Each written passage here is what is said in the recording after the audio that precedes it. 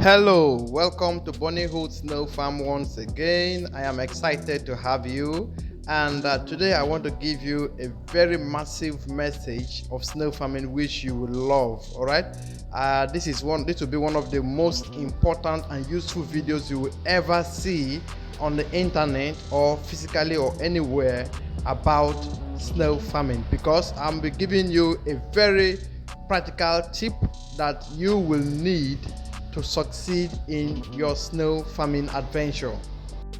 So there are a lot of messages about snail farming, and so many people talk about important factors in snail farming. Some talk about housing, talk about feeding, talk about management, talk about so many factors. But today I want to tell you the most important factor in snail farming. If you must go into snail farming, that is the number one thing I personally feel you will need to understand before you can go into snail farming. So before I give you this big secret, I want to also inform you that our trainings are on. Soilless snail farming trainings are on. If you're interested, quickly reach us and enroll in our training, and we're going to train you in deep detail about soilless snail farming.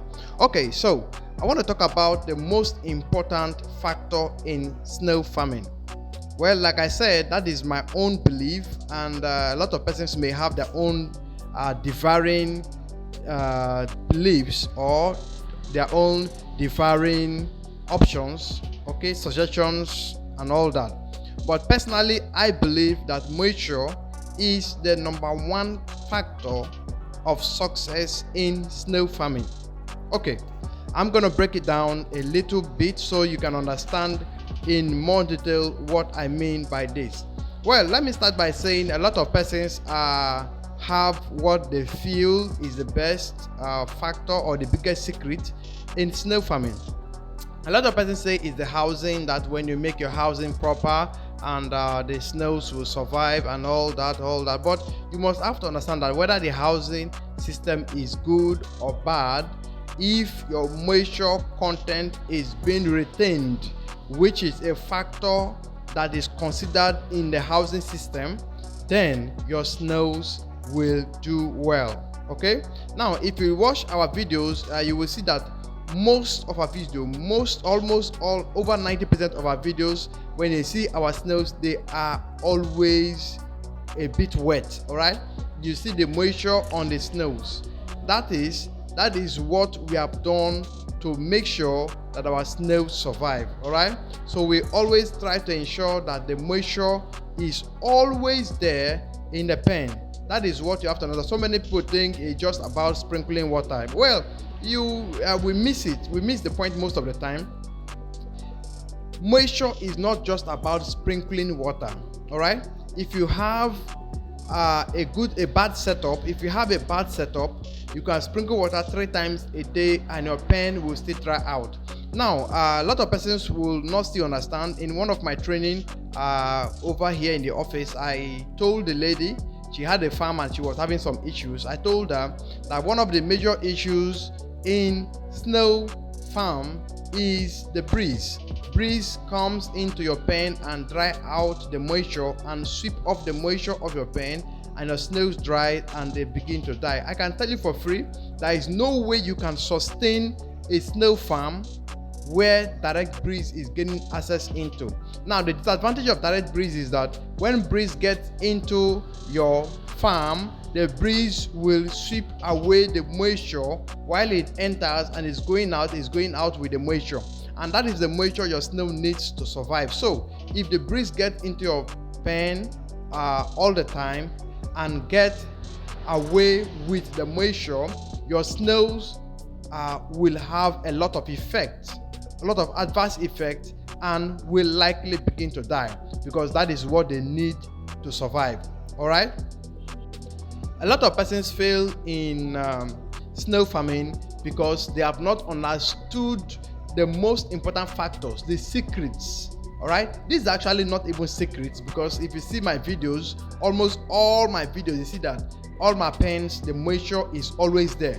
We make sure the moisture is always there. That is why we give reference to moisture. Some persons have asked me, well, your housing system, I've seen it, the Soilless system, I've seen it, it's nice, it's this and that, but I don't know how your snails manage to breathe. Well, people tend to feel that moisture is less important compared to breeze, to air in your farm.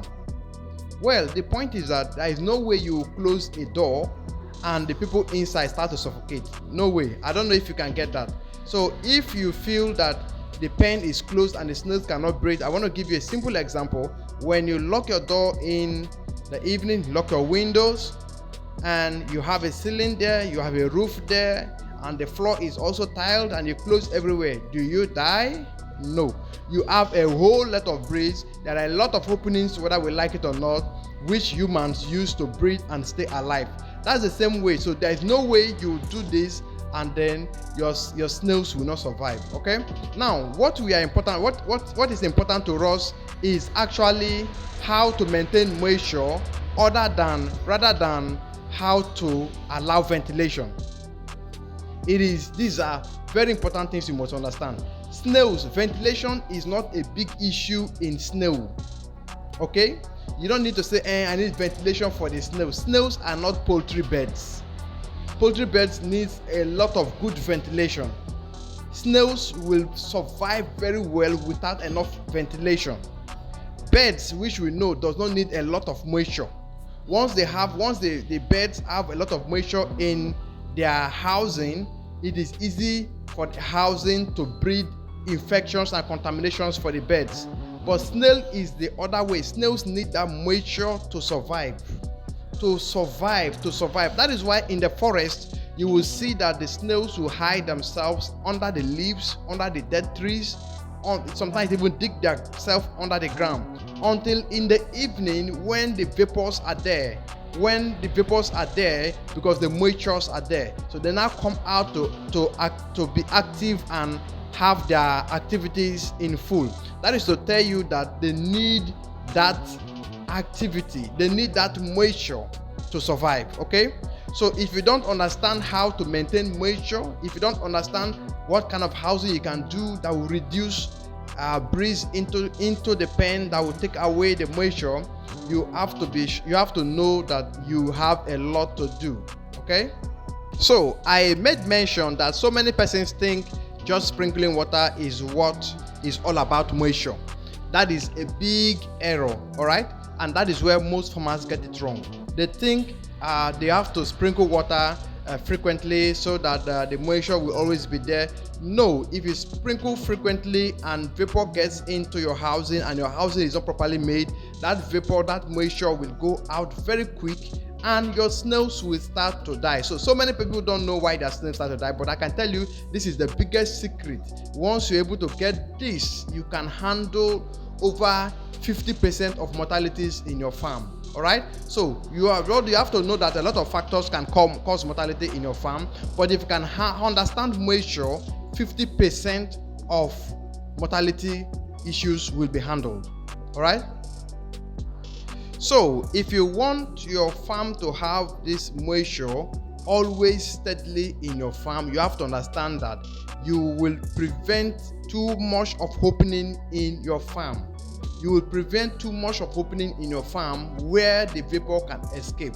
In our farms, most of our videos, when you see the snails, you will discover that there you see the droplets of the moisture on the shells of the snails, and that is one of the biggest secrets of maintaining beautiful shells in your snails. So many persons have asked me, boss, how do I maintain the sharp colors you're having in your farm, because my snails are turning whitish and all that? But I used to tell them, I said moisture is one of the key factors you have to put in place to make sure this sharpness is maintained. All right, so if this sharpness is not maintained, your snails will turn whitish and they will look unattractive to buyers. So you have to concentrate and give attention to how you can control vapor or moisture leaving your pen. All right, other than controlling, giving room for ventilation. I gave an example a few minutes ago that if you lock your house, lock your window, lock everywhere, you will still breathe and you will not bother about ventilation in your own house. So if you think that you have to close everywhere in your snail pen and then the snail will begin to choke and all that, it's a big lie. All right, so that is a tactic you use to maintain moisture. In our farms, it is nice. We show you with proofs, we show you with videos, we show you with evidence. All right, so we are not just telling you theory, we are not just telling you what is known online. All right, but I can tell you the biggest secret of your farm, the success of your farm, is moisture. So you can maintain moisture by sprinkling of the water, which of course is true.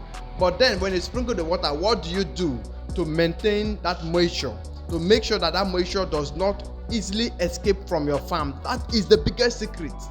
That is the biggest secret. When you sprinkle water in your farm, what you do to make sure that the moisture is maintained even when the water flows out is the biggest secret of success in your snail farm. All right, so you have to ensure, and then you have to ensure that the moisture is evenly distributed.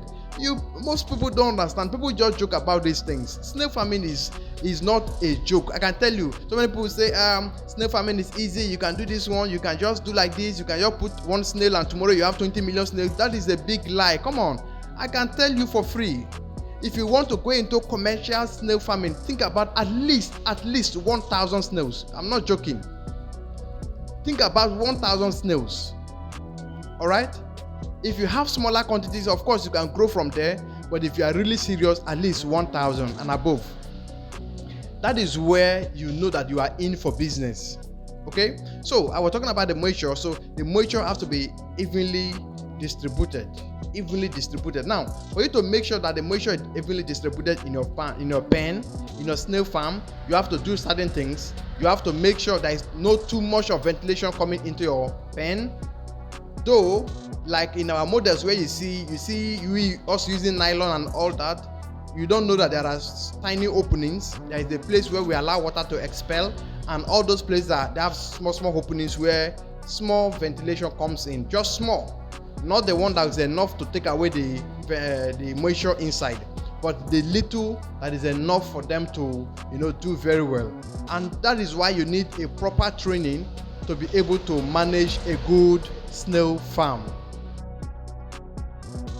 So you need to have what we call a hide.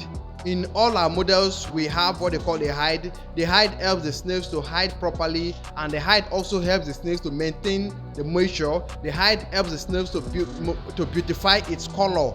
All right. So in our training, we also train you on how you can prepare different kind of hides in different ways, and you make good results out of it. Your snails will come out and they will look sharp, and you have good evidence to show. All right, then another thing is that you have to have what they call mulch. The mulch, a lot of people use plantain leaves and all that. But personally in Bonniehood farms, we don't use plantain leaves again because of they are disposable. We want to use things that are not disposable, things you can reuse. Okay, so we now started using sacks, and in our training we also train people on how they can use this sack to maintain moisture in their farms. So one of the main reasons why we no longer use the plantain leaves and the banana leaves is that we have this challenge of sorting for these plantain leaves. All right, because if you have plantain leaves, you have to change these plantain leaves from time to time, and these plantain leaves also most of the time comes into your farm with a lot of pests, all right, and a lot of larvae, eggs of parasites and all that into your farm and affect your snails in several ways. So we have these reusable mulching materials where we get them, we wash them after when they're dirty, we wash them and put them back immediately, and you can use this same sack, these mulching materials for several years. All right, in Soilless snail farming, you can use these sacks for several years. You can use them for several years. All right, but then the mulching materials are frequently changed over and over and over. So if you don't have plantains planted by yourself in your area, you have issues sorting for these things, and quite a number of times most of people have to go buying these plantain leaves to do this. But the sacks, once you get them and you use them for a very long time. Okay, so if you want to maintain and understand this biggest secret, which I call the moisture, you have to understand how well to use your mulching materials, how well to sprinkle, when to know when the moisture is appropriate for your snails. So when you know all these factors, your snails are going to do well, and most of the headache you experience will not be there. Okay, so meanwhile, let me also inform you that we've started setting up very large commercial soilless snail farms with the concrete. Okay, so our concrete models are on, the setups are on, and they are very effective, very effective, and helps the snails to grow very fast.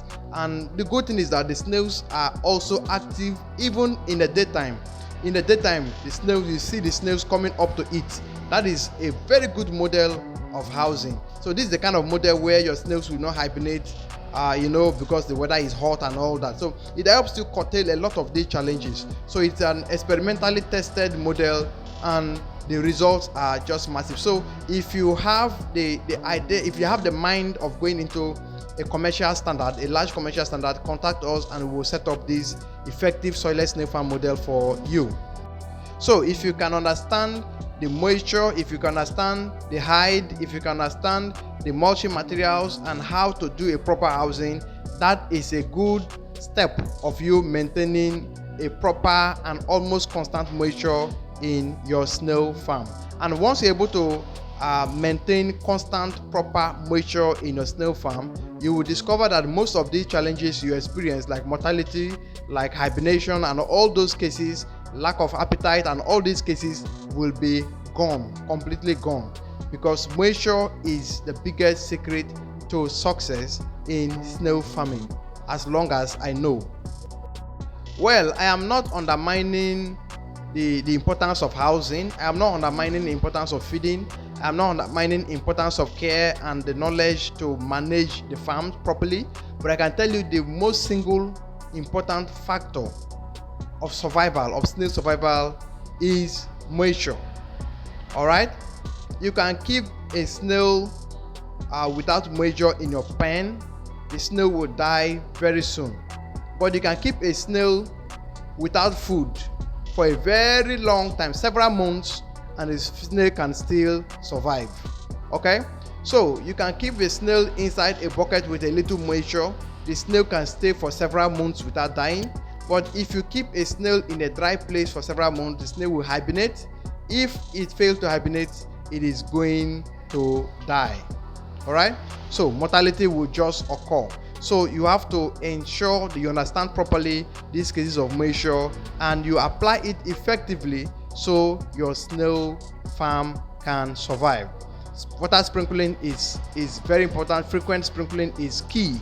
Frequent sprinkling is key. All right, if you can sprinkle 3 times, good. If you can install automatic sprinklers that can sprinkle for you in your absence, perfect. And that is what I will also recommend most of you to do. In our concrete systems, if you are setting up for you, we can as well install those automatic sprinklers for you that will sprinkle water for you, and this will reduce stress.